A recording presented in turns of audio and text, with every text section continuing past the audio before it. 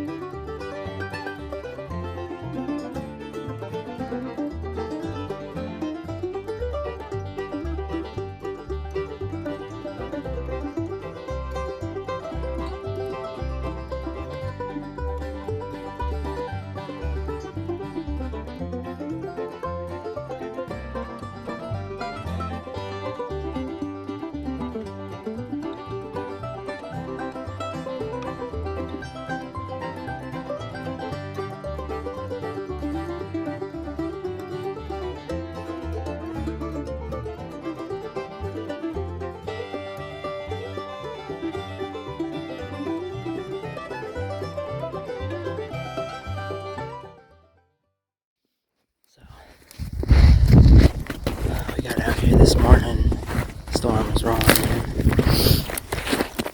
It was nice first couple hours. We glassed up a few deer. Wind picked up bad. We moved over to look at some new country.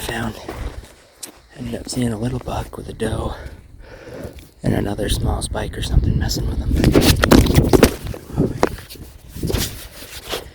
And just got down in and started working up to him. Dan stayed up and glassed.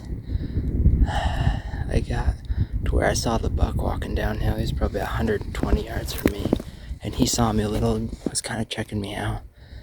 And then the storm rolled in, and it's still snowing up there, but it's snowing sideways. Dan lost complete sight of him. He's probably only 600-800 yards from him. And I stayed on him. He had told me where he last saw him. I had a general idea where they were.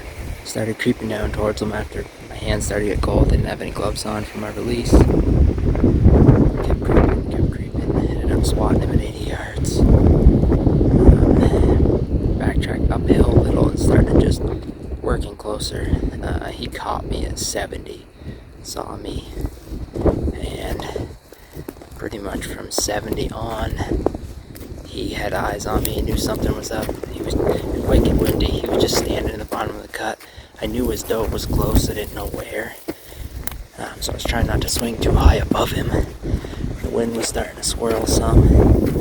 So I just kind of kept scooching, crawling on my hands and knees.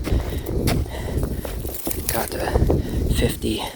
I had a big dead tree in the way. Got to 40. Had him full on at 40. Just looking at me.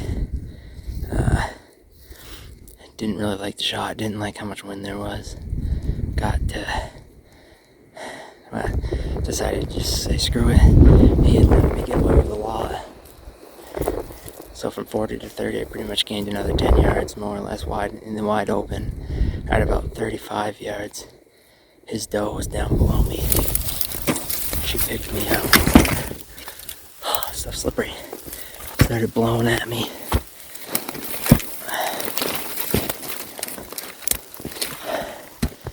She ran up behind the buck. He still stayed there. I scooched up another 3 yards or so.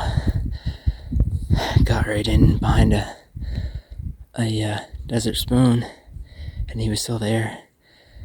He was straight on. He kind of stomped a little, moved broadside.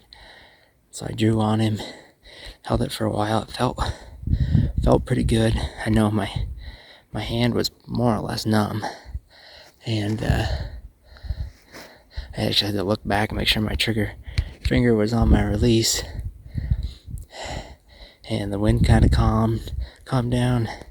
He was somewhere between probably 25 and 35 yards. So I let it fly. And I was kind of crouched behind a desert spoon and a rock. And I'm not sure. I think what may have happened is I may have just barely nicked the rock in front of me. Though I had thought I checked before I drew that I had clearance for my arrow going through. But I must not have, because I heard the arrow impact into the rocks, over to the left, and he kind of stood there. I went to grab another arrow. I knew I was nowhere close to hitting him, and he kind of trotted up and kind of stopped and looked at me. 40 yards again, but at that point I wasn't going to shoot another arrow, so they kind of just blew off slowly uphill. And I got up. I found the front half of my arrow, missing about 6 inches off the tail, so we'll donate that half to the arrow gods. And now I'm hiking out of here, and we're socked in, snowed in. It's cold. I'm just warming up from hiking back now, but probably got half a mile or so to the four-wheeler and a mile or two to the truck, so we got a shot off though.